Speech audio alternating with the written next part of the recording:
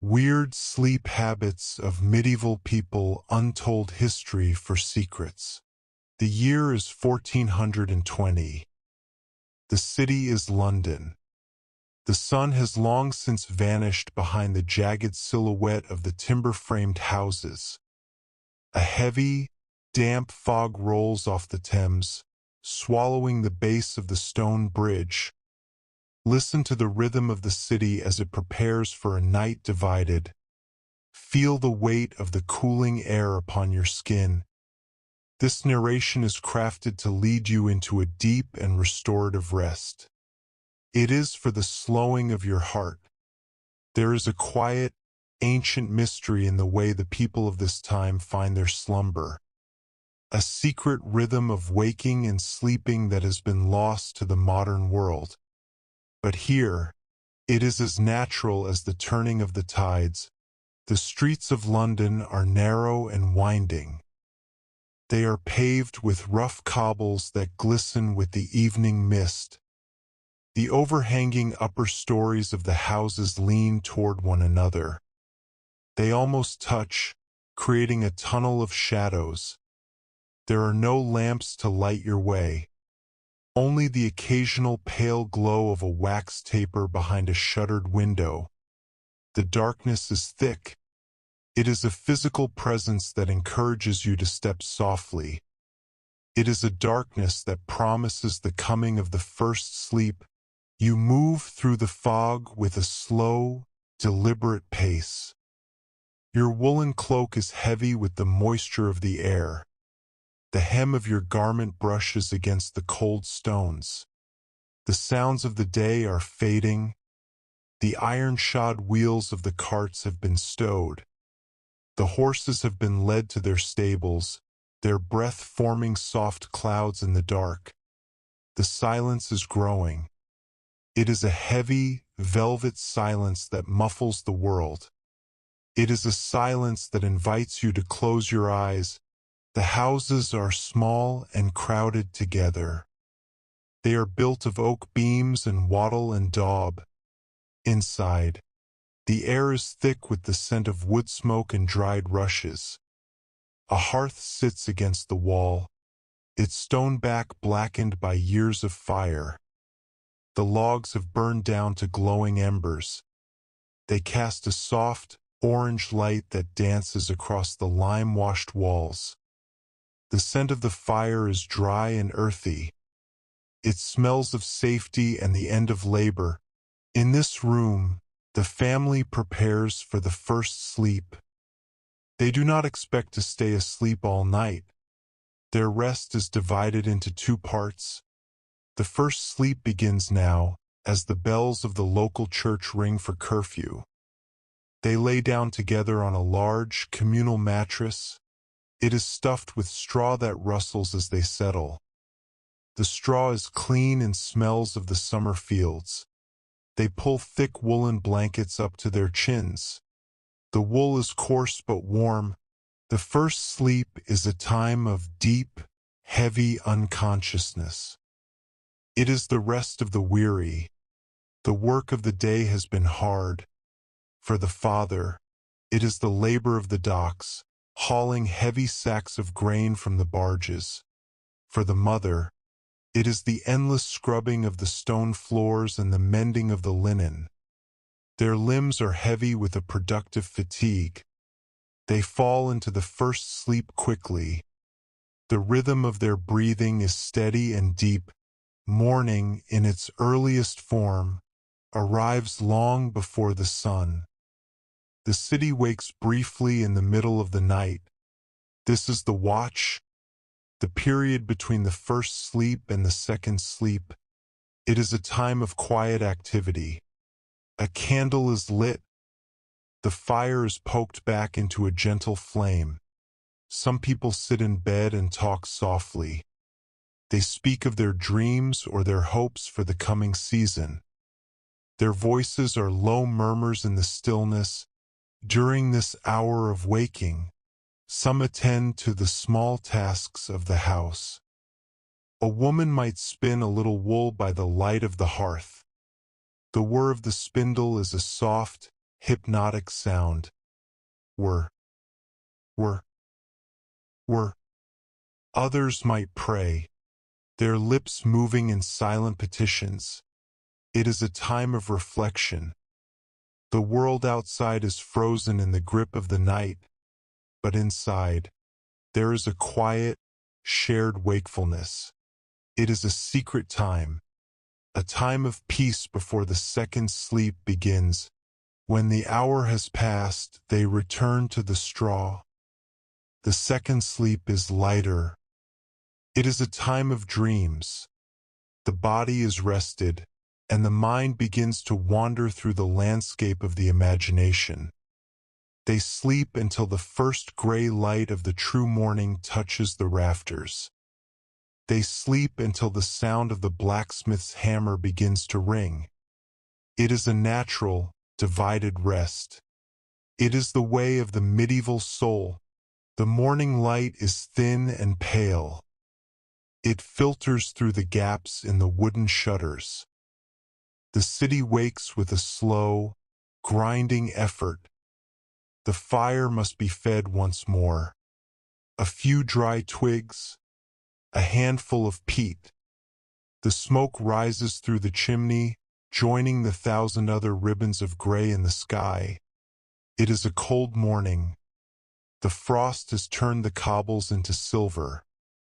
The first task is to break the ice on the water, but breakfast is a quiet, simple meal. A wooden bowl of pottage. It is made of oats and leeks, simmered until it is thick and warming. There is a crust of dark bread. It is hard and requires much chewing. You hold the wooden bowl in both hands, feeling the heat spread through your palms. The steam rises, carrying the scent of the earth. You eat slowly. There is no rush. The day is vast and the work is steady.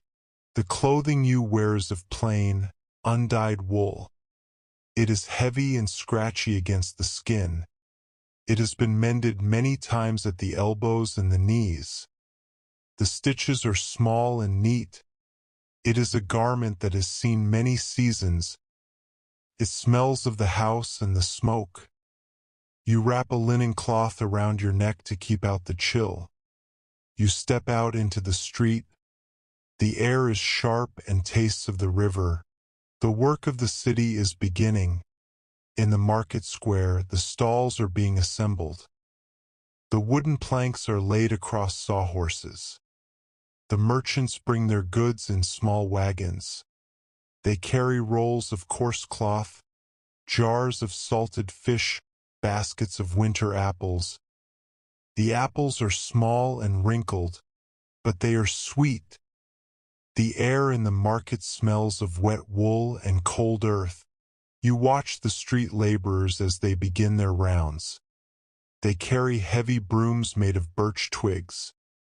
They sweep the refuse from the gutters.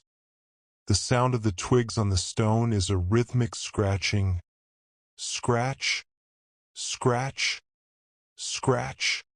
It is a slow, endless task. They move with a steady pace. Their faces are lined with the quiet patience of the poor. They do not look up from their work. The transport of the city is a clatter of wood and iron. A merchant's cart passes by, pulled by a sturdy pony. The pony's hooves make a rhythmic sound on the cobbles. Clip-clop, clip-clop. The cart is filled with barrels of ale for the tavern. The driver sits high on the bench, wrapped in a sheepskin coat. His breath is a white plume in the cold air. He nods to the watchman as he passes. Children are everywhere in the narrow lanes. They are not playing as you might imagine. They are working with a quiet focus. A small girl carries a basket of laundry to the river. Her arms are strong for her age. A boy leads a goat to the common pasture outside the walls. He talks to the animal in a low, soothing voice. They are the small gears in the great machine of the city. Some children attend the charity school by the Church of St. Mary. They sit on hard wooden benches in the cool stone hall. The air smells of incense and old parchment. They repeat their lessons in a low chant. They learn the alphabet and the prayers of the church. The sound of their voices is a steady, monotonous drone. It is a sound that has echoed in these walls for centuries. Near the river, the tradesmen are at their work.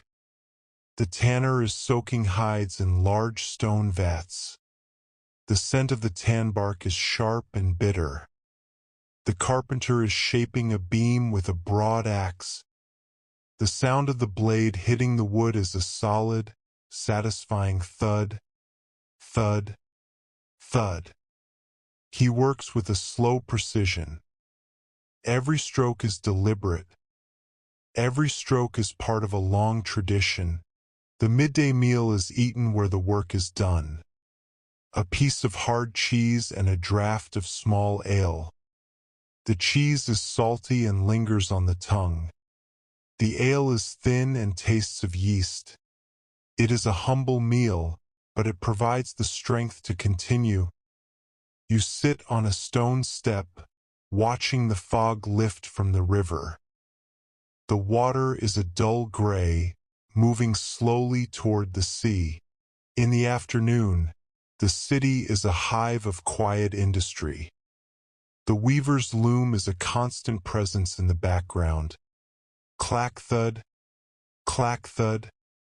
The shuttle moves back and forth, carrying the wool through the warp.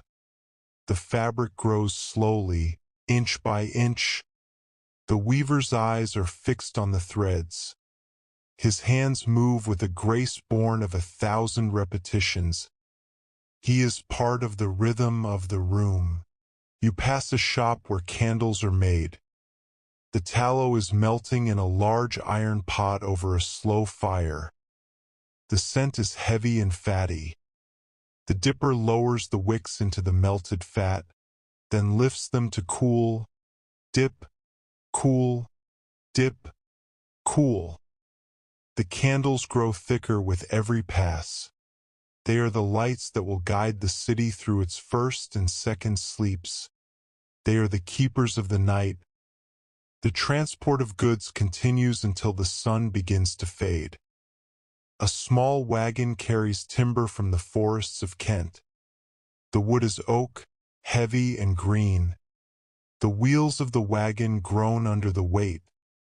The driver uses a long wooden pole to guide the oxen. They move with an incredible slowness. Their eyes are large and calm. They are the strength of the land. As the afternoon wanes, the shadows return to the narrow lanes.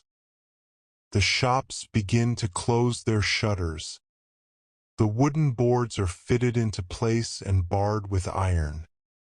The merchants count their small copper coins by the light of the fading day. The coins clink together with a dull, metallic sound. It is a sound of completion. The work of the light is almost over. You walk back toward your own street. The fog is returning, thicker than before. It wraps itself around the corners of the houses. It hides the river from view. The air is growing colder. The smell of wood smoke is everywhere now. Every hearth is being fed for the evening.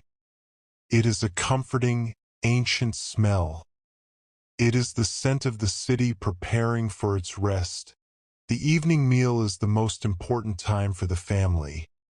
They gather around the low wooden table.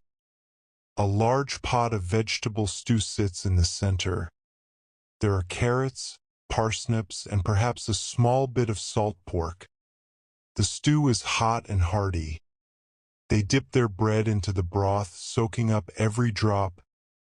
They eat in a quiet, companionable silence.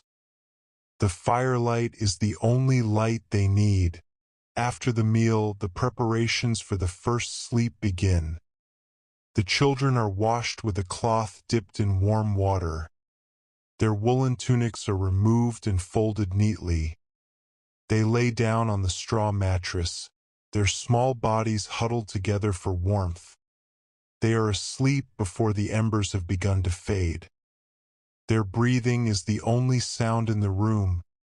The parents sit by the hearth for a final moment. They watch the flames dance across the logs. They do not speak of the tomorrow. They live in the present moment. They feel the warmth of the fire and the weight of their own exhaustion. The first sleep is calling to them. It is a call that cannot be ignored.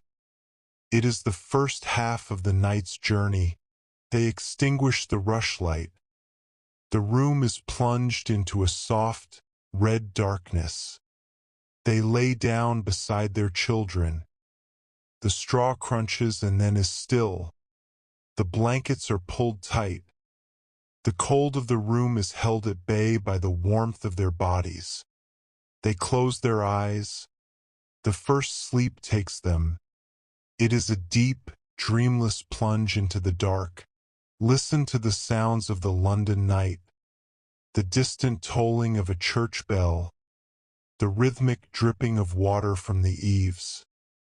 The soft scuttle of a mouse in the rafters. These are the sounds of a city that is resting but not fully asleep. The city is waiting for the middle of the night. It is waiting for the hour of the watch. In the houses all across the city, the first sleep is ending. One by one, the people are waking. They do not feel tired. They feel refreshed. They sit up in the dark, their eyes adjusting to the dim glow of the hearth. This is the secret time, the time of the divided night. It is a time of quiet thought and low voices. A man rises to tend the fire. He adds a fresh log, watching the sparks fly upward. He sits on a stool and stares into the flames. He thinks of his ancestors who slept this same way. He feels a connection to the past. He feels the continuity of life. The fire is his companion in the middle of the night. It is a steady, glowing presence. A woman sits in the bed and mends a small tear in a tunic. Her needle moves by the light of the embers. She does not hurry. This is a time of stillness. She listens to the breathing of her family. It is a comforting sound. It is the sound of life continuing in the dark. She feels a deep sense of peace.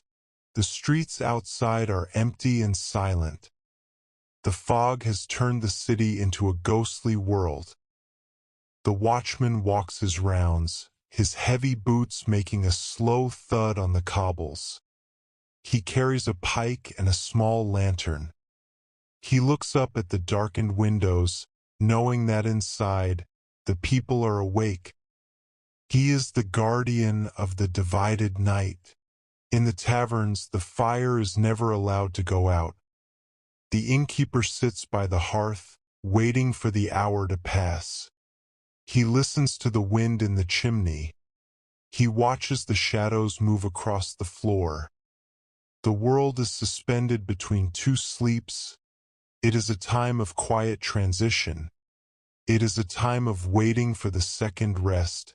The hour of the watch is a time of soft words. A husband and wife talk about the price of grain. They talk about the health of their children. They share their worries and their small joys. Their voices are a low murmur, like the sound of a distant stream. They are connected in the silence. They are one with the night. Some people use this time to read by the light of a single candle. They read the stories of the saints or the ancient chronicles. The words on the parchment are a window into another world. They read slowly, savoring every sentence. The flickering light makes the letters dance. It is a time of quiet learning. It is a time of growth in the dark. When the hour has passed, the fatigue returns. It is a different kind of tiredness. It is a soft, gentle pull toward the second sleep. They blow out the candle. They return the fire to its bed of ash. They lay down once more on the straw. The mattress is warm from their previous rest. They settle in for the final part of the night. The second sleep is the time of dreams. The mind is no longer heavy with the labor of the day. It is free to wander. They dream of green fields and bright summers. They dream of the great cathedrals and the distant lands. Their dreams are a tapestry of the life they know and the life they imagine. The second sleep is a gift. The city is perfectly still now. Even the watchman has paused to rest. The fog has settled into a thick, white blanket. The houses are dark. The river is silent. The thousands of souls in London are all dreaming. They are all part of the same secret rhythm. They are all resting in the divided night. You are drifting now, moving from the first sleep into the second. The thoughts of the day are gone. The sounds of the city are gone. There is only the rhythm of your own breath, in and out, in and out. You are part of the ancient world. You are part of the silence. The straw of the mattress is soft beneath you. The woolen blanket is a heavy, warm embrace. The room is cool and quiet. You feel a deep sense of safety. You are tucked away in the heart of the 15th century. You are protected by the stone and the timber. The darkness is a kind and gentle friend. Listen to the silence of the room.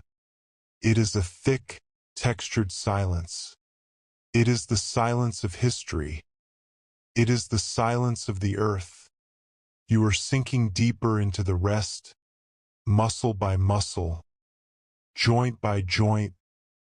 The world is far away. The night is vast and peaceful. The second sleep is taking you now.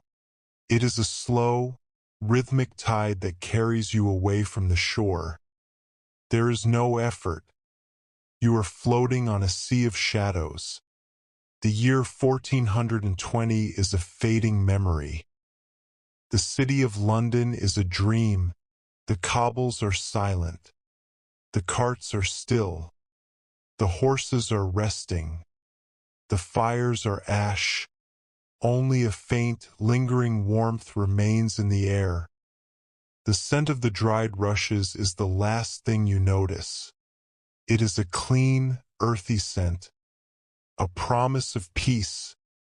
The world is gone. There is only the breath and the silence. The watchman's voice is gone. The bells are silent. The wind has died away. The stillness is absolute. It is the stillness of the divided night. It is the stillness of the medieval soul. You are part of it now, a small spark in the vast, quiet night, fading, fading, into the deep, restorative sleep. The wood of the rafters is strong and old. It has held through many winters. It will hold through this night. You are safe within its embrace. The walls are thick and the door is barred. There is nothing to fear in the dark.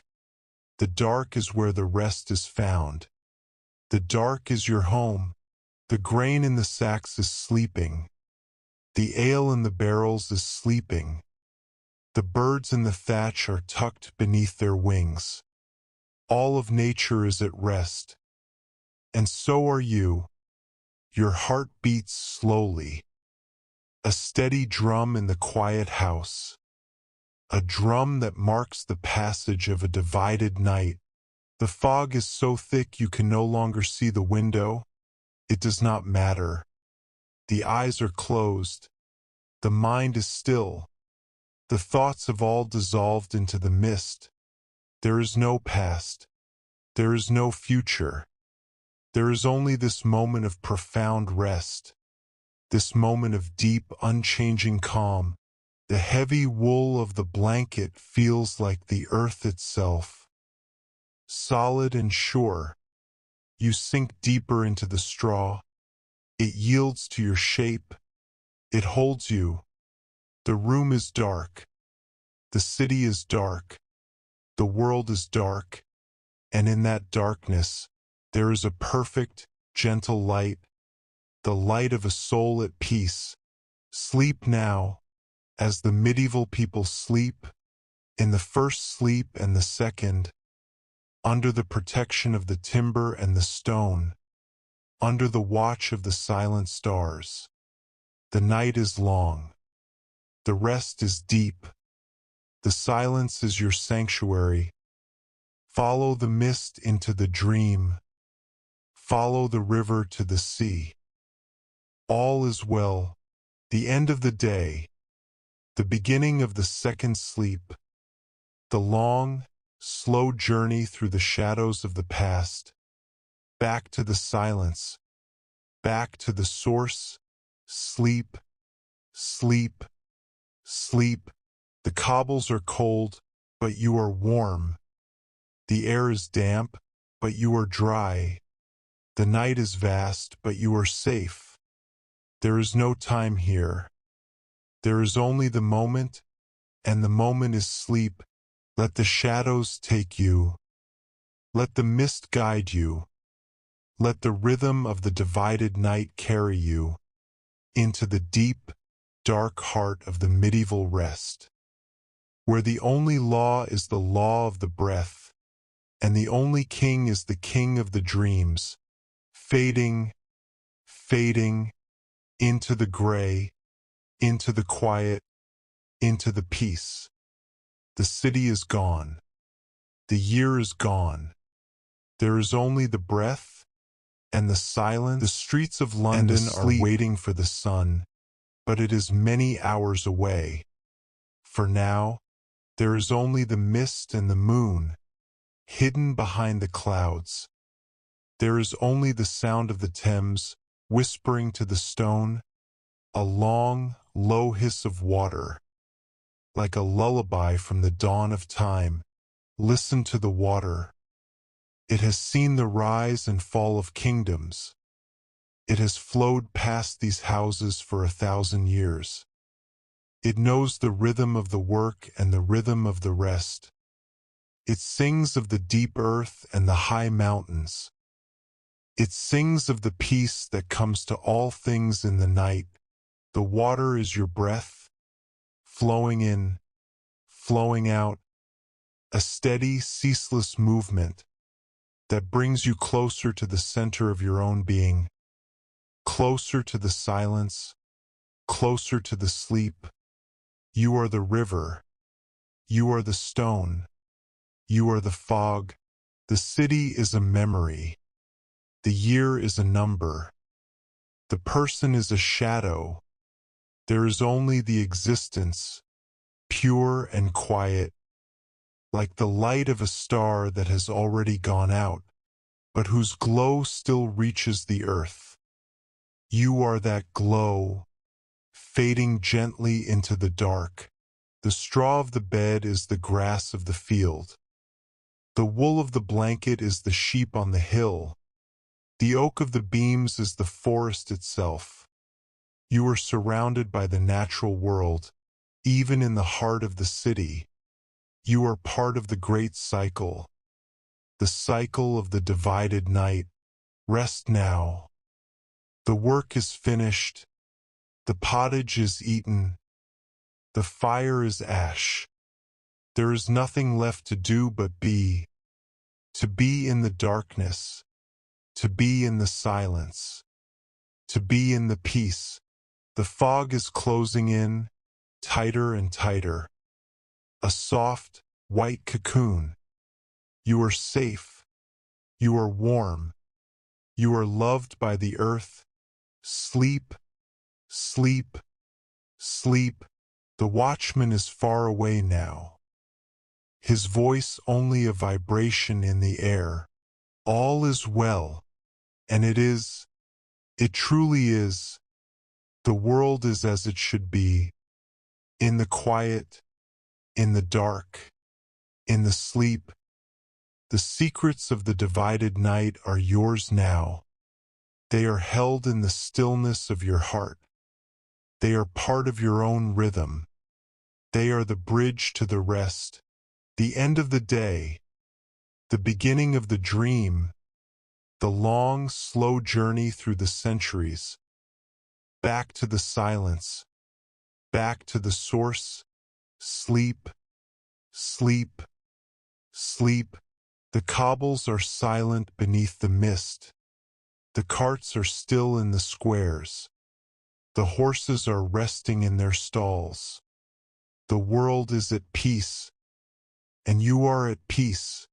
The history is a story told to the wind. It has no power over you now. The labor is a memory of the light. The shadow is just a shadow. There is only the rest. The year 1420 is a page in a closed book. The city of London is a drawing on an old map. You are the reader who has finished the tale, and now the light is being extinguished, fading, fading, into the gray, into the quiet, into the sleep. The river is a mirror for the stars. The stone is a cradle for the city. The breath is a bridge to the second sleep. Sleep now, as the world has always slept, in the arms of the night, in the heart of the silence. The bread in the larder is waiting for the dawn. The water in the jar is still. The fire in the hearth is a ghost of heat. All things are waiting, and you are waiting, waiting for the second sleep. And it is here. All is well. All is well. All is well. The night is a river of ink, flowing through the narrow lanes, washing away the dust of the day, washing away the memory of the toil, leaving only the quiet. You are in the river. You are flowing with the dark. You are moving toward the deep, closer, closer, to the sleep. The straw is soft. The wool is thick. The room is dark.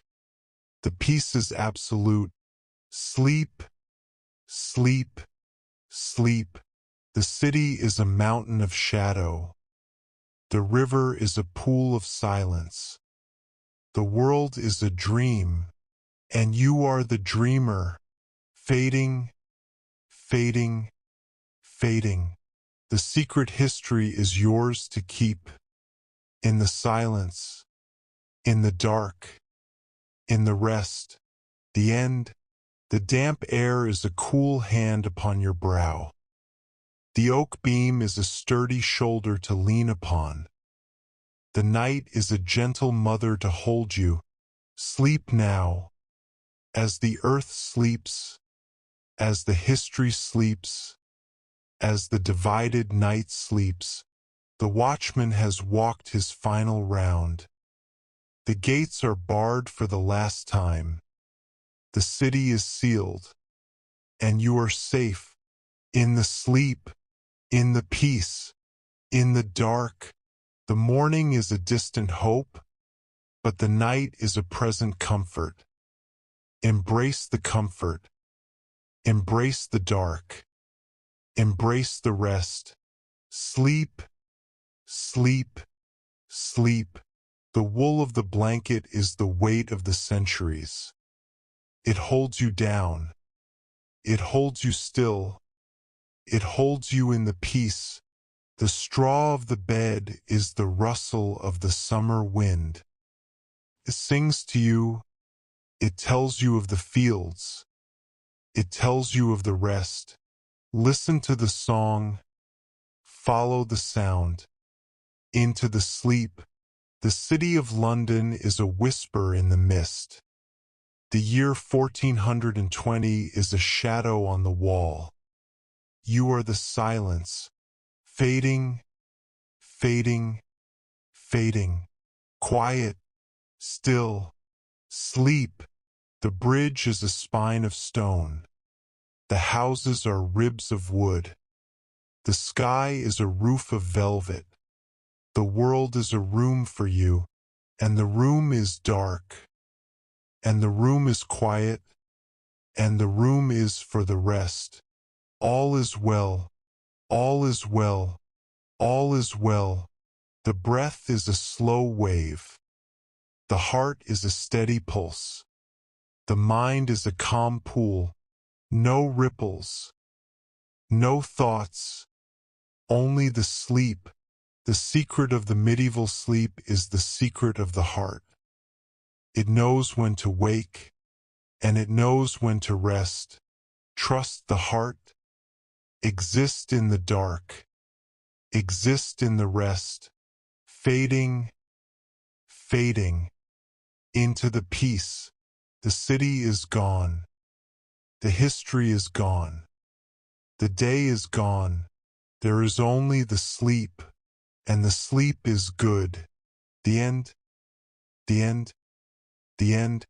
Sleep, as the craftsmen sleep, as the laborers sleep, as the children sleep, under the protection of the fog, under the watch of the stars. The night is yours. The rest is yours. The silence is yours. All is well. The river is whispering to the stone. The wind is whispering to the thatch. The soul is whispering to the dark. Sleep. Sleep. Sleep. The hearth is cold. The room is dark. The bed is warm. The journey is over. The path is at an end. The sleep is beginning, fading, fading, into the quiet. The world is a shadow. The shadow is a dream. The dream is yours. Good night, good night, good night. The stone is your pillow. The wool is your shield. The night is your home. Be at peace. Be at rest. Be in the sleep, fading, into the dark, into the silence, into the peace, the end. The city of London is a memory of the mist. The year 1420 is a flicker in the embers, and you are the rest. Sleep. The fog is the breath of the Thames, and it is your breath too. Slow, deep, still. The secret is the silence, and the silence is the sleep. The midnight watch, a Victorian baker's night. The year is 1860. The city is London. The sun has long since surrendered to the thick, yellow smog that blankets the sprawl of brick and iron. Listen to the distant, rhythmic clanging of the parish clock. Feel the heavy, soot-laden air cooling as it settles in the narrow courts. This narration is designed to carry you into a profound and restful sleep. It is for the steady calming of your breath. There is a quiet, industrious suspense in the glowing ovens of the night, but it is a gentle one. A slow, warm preparation for a world that wakes hungry. The streets are narrow and labyrinthine. They are paved with dark, rounded cobbles that glisten with a greasy condensation. The fog, thick and tasting of coal smoke, swirls around the base of the iron gas lamps. The lamps hiss softly, casting flickering, amber pools of light onto the wet stone. There is a deep, heavy silence in the residential squares.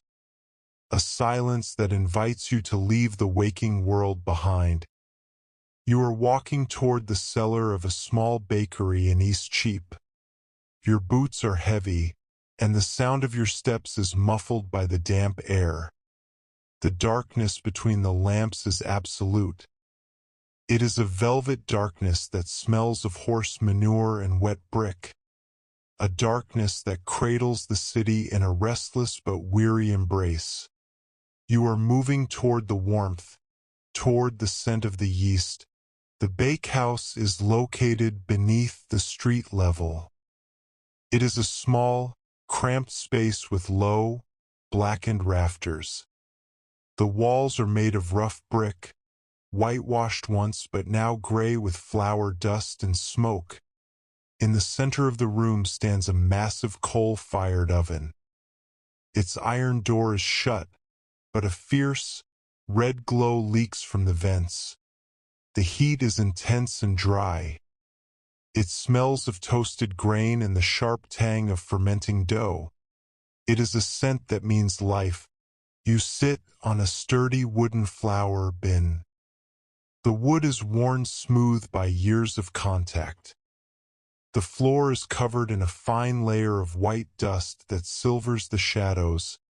Near the oven, a large wooden trough is filled with dough, rising slowly under a heavy linen cloth. The dough is alive, breathing in the warmth of the cellar. Everything is slow. Everything is measured by the steady pulse of the oven's heat. The work of the baker begins while the rest of the city sleeps. It is a solitary, rhythmic labor. First, the dough must be kneaded. The baker's arms are corded and white with flour. He pushes his weight into the mass. Fold, press, turn, fold, press, turn. It is a hypnotic movement. The sound is a soft, wet thud against the wooden trough. It is the heartbeat of the night. The fire must be tended with a quiet precision. A shovel of coal into the maw of the furnace. The clatter of the iron shovel is loud in the subterranean silence. The flames roar briefly, then settle into a steady, intense hum. The heat radiates outward, baking the very air. It is a warm, protective cocoon against the damp chill of the London streets above. Breakfast for the baker is a simple, hot affair. A piece of the previous day's loaf, toasted on the edge of the furnace. It is hard and smoky. A tin mug of thick, black tea, sweetened with a lump of coarse brown sugar. The tea is boiling hot. You hold the tin in both hands, letting the heat seep into your fingers. The taste is bitter and fortifying. There is no rush.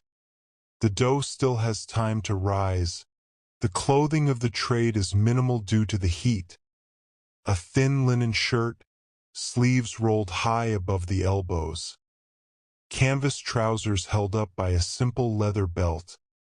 A heavy cotton apron, stiff with dried flour. The fabric smells of yeast and sweat. It is a uniform of honest toil. It is a garment that knows the weight of the night. Outside, the first delivery carts begin to stir. They are small, two-wheeled wagons pulled by weary ponies. The wooden wheels rattle over the cobbles above your head. Thud-clack, thud-clack. The sound is muffled by the earth and the brick. It is a reminder that the world will soon wake. But for now, you are safe in the glowing belly of the city.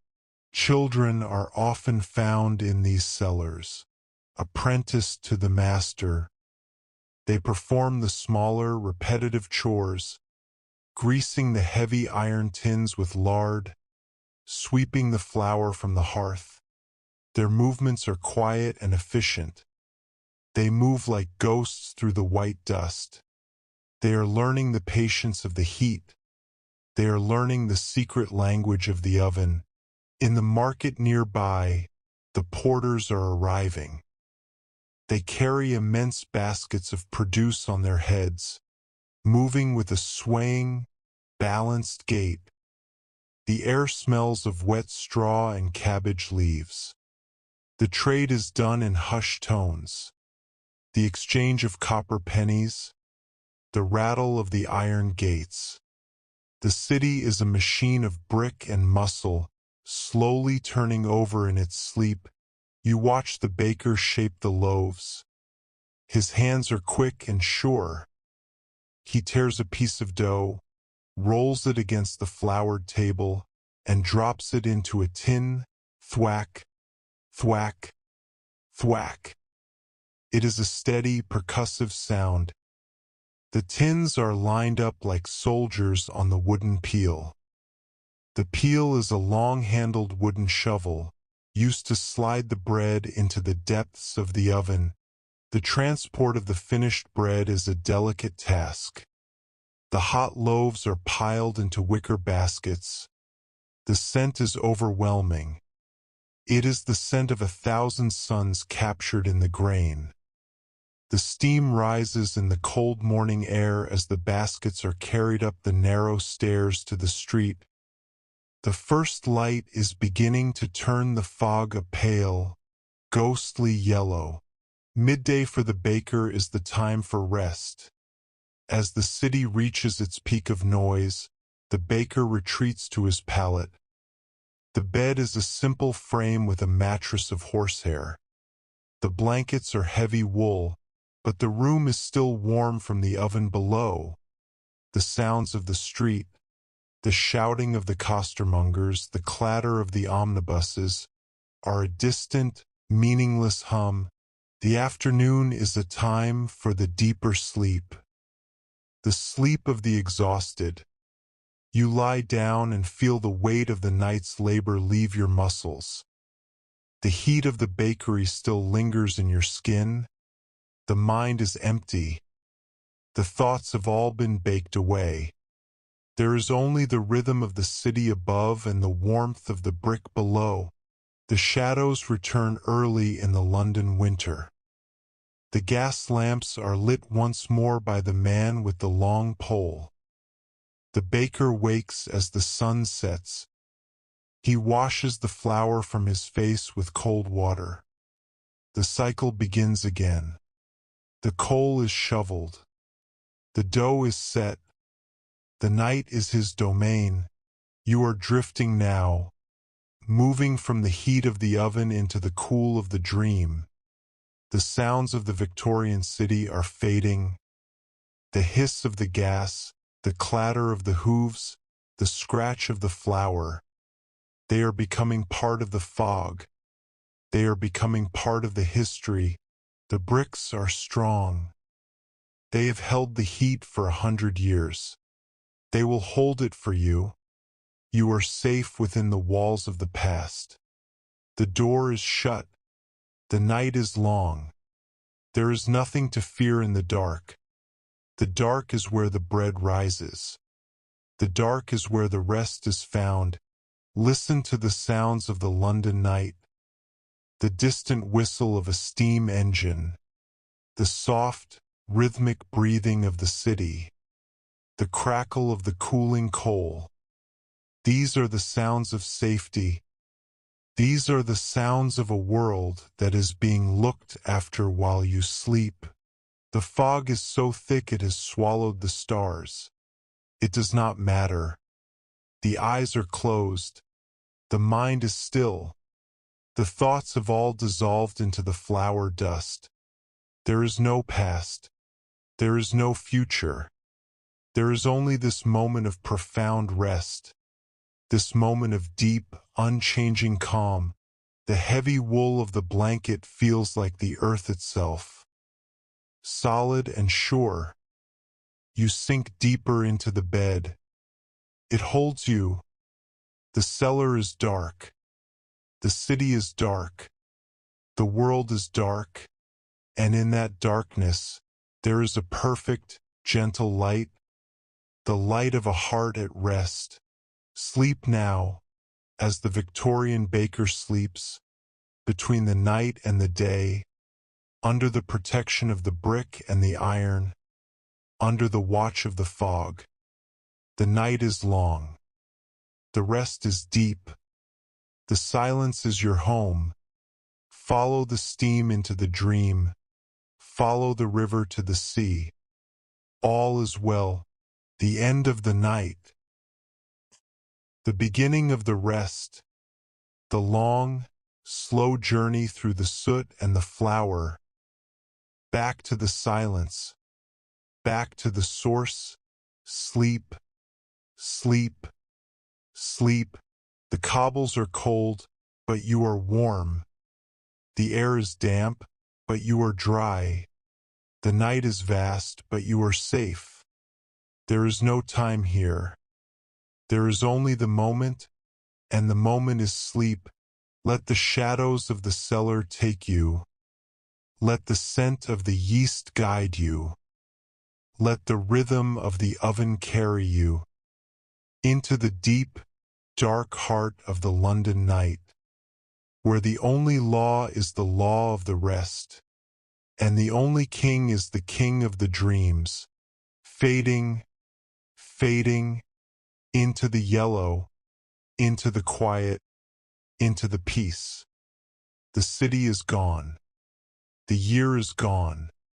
There is only the breath, and the silence, and the sleep.